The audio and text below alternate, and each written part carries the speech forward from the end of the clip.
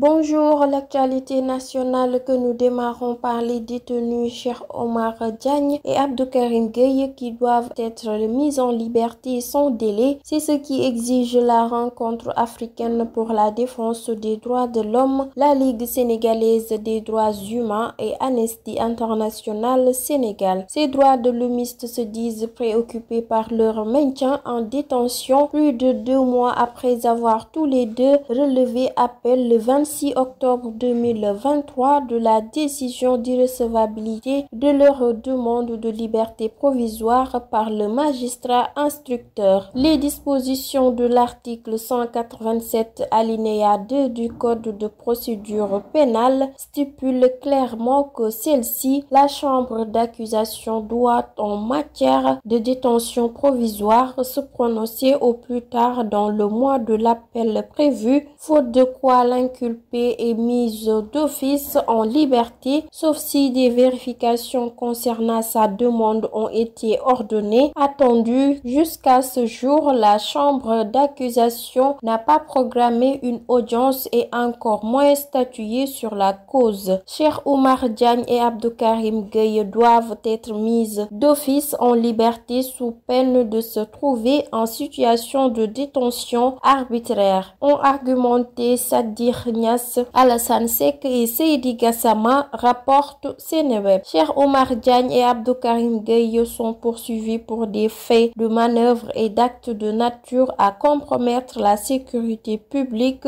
ou à occasion des troubles politiques graves et à enfreindre la loi. Ils ont été placés sous mandat de dépôt le 23 mars 2023. Au Conseil constitutionnel, le candidat de Benno Bokk Yakaar, Amadou Ba, ne souhaite pas la participation de Bassirou Diomaye Faye et de Cheikh Tidiane Dièye à la présidentielle de 2024. Il a donc déposé une réclamation au Conseil constitutionnel pour l'invalidation de leur candidature, informe Seneweb. Pour le Premier ministre, le membre de l'ex-parti PASTEF et le président de la plateforme Avenir Sénégal bi ñu bëgg ont enfreint 4 règles fondamentales pour leur participation à la présidentielle de 2024. Il s'agit de l'appartenance à une entité politique dissoute, l'investiture par une coalition irrégulièrement constituée, une non-appartenance au parti ou à la coalition qui l'a investi et la production de fausses pièces devant le Conseil constitutionnel. Le BRT, à l'image du TER officiellement inauguré par le président Macky Sall le 14 janvier 2024, après le lancement de la phase active par le Premier ministre Amadou Ba le 27 décembre 2023, l'exploitation commerciale du bus rapide transit BRT ne sera effective qu'en mi-février prochain selon les autorités. Ce qui rappelle l'avènement du train express régional qui a été officiellement aussi lancé la veille d'une présidentielle le 14 janvier 2019 avant d'être mis sur les rails pour le transport de ses premiers passagers plusieurs mois après, rapporte Sud Quotidien. Débat sur sa double nationalité, Karim Wade accuse Amadou Ba.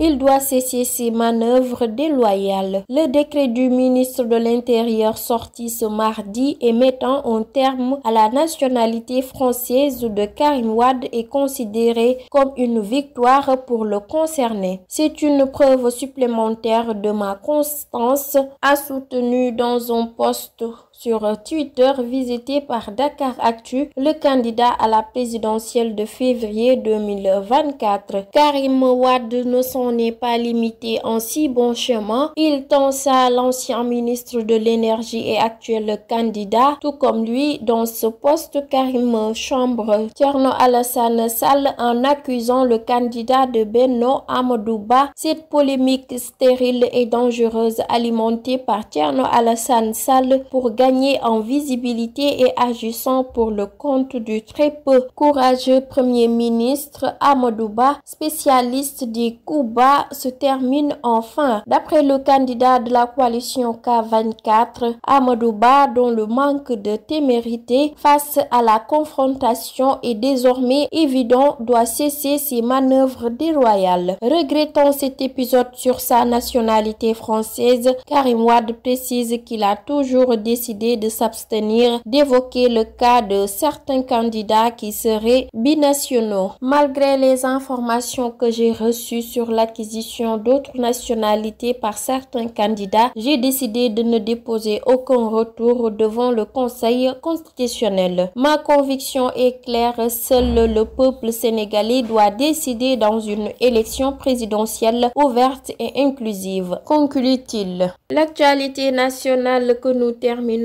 à l'AIBD par le syndicat unique des travailleurs du transport aérien et des activités annexes du Sénégal alerte le président Macky Sall sur les graves manquements. L'AIBD serait dans une zone de turbulence. En tout cas, si on en croit le SUTAS, la situation n'est pas reluisante. Manque de logistique, risque d'incendie des aéronefs. L'AIBD est dans une situation d'insécurité totale selon les syndicalistes. Il y a des incendies graves allant jusqu'à produire des risques d'incendie des aéronefs, des marchandises dangereuses et des retards imputables au manque et à la vétusté du matériel. Selon le SUTAS, chaque avion qui arrive et repart de l'AIBD est un miracle. Il n'y a plus de garantie absolue autour de la sécurité qui entoure le traitement d'un avion à l'aéroport de Diass, préviennent les syndicalistes dans des propos repris par les Échos. C'était tout pour l'actualité nationale. Place maintenant à l'actualité internationale.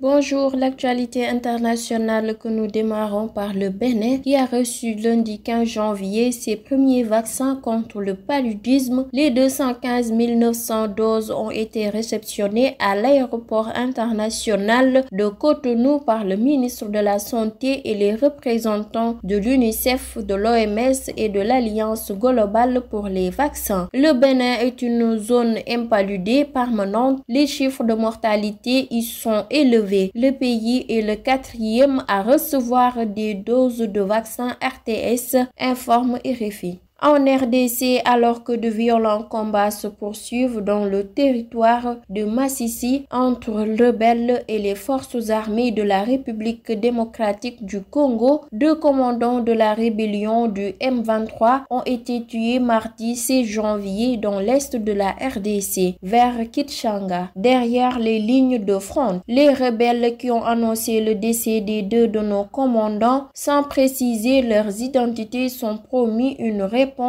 adéquate, renseigne RFI. Terminons l'actualité internationale au Centrafrique. Un casque bleu camerounais a été tué lundi 15 janvier et 5 autres ont été blessés par l'explosion d'une mine dans le nord-ouest de la Centrafrique, a annoncé l'ONU dans un communiqué parcouru par RFI. L'incident est intervenu à une 50aine de kilomètres de Paoua, dans une zone où des groupes rebelles affrontent régulièrement l'armée et ses alliés mercenaires russes du groupe Wagner. Les soldats de la mission de maintien de la paix en Centrafrique escortaient une équipe de l'Organisation internationale pour les migrations quand la mine a explosé au passage du convoi dans le village de Mimdal, à 450 km au nord de Bangui, précise la MINUSCA dans un communiqué publié mardi. Les blessés ont été évacués vers Bouar. C'était tout pour l'actualité internationale. Place maintenant à l'actualité sportive.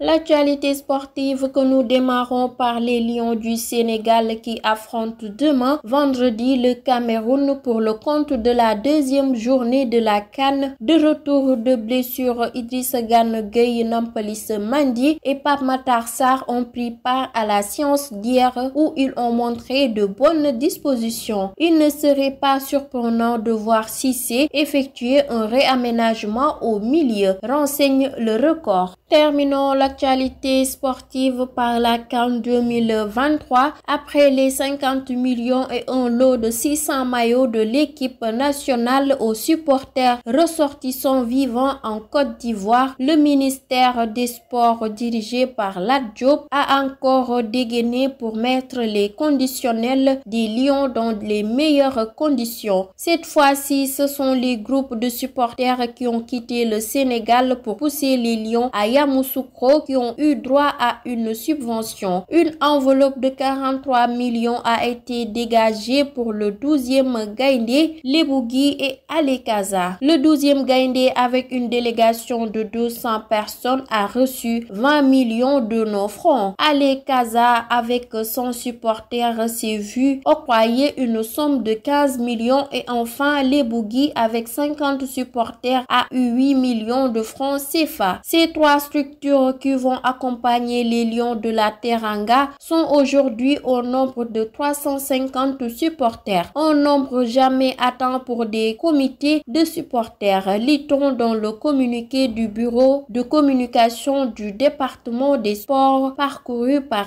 Immédiat. Avant d'ajouter, outre ces subventions accordées, l'État du Sénégal a entièrement pris en charge le transport international et l'hébergement de ces trois comités de supporters. C'était tout pour l'actualité sportive. Merci de suivre sur Sunugal ca Kanam. Je vous donne rendez-vous demain pour d'autres informations. D'ici là, prenez bien soin de vous.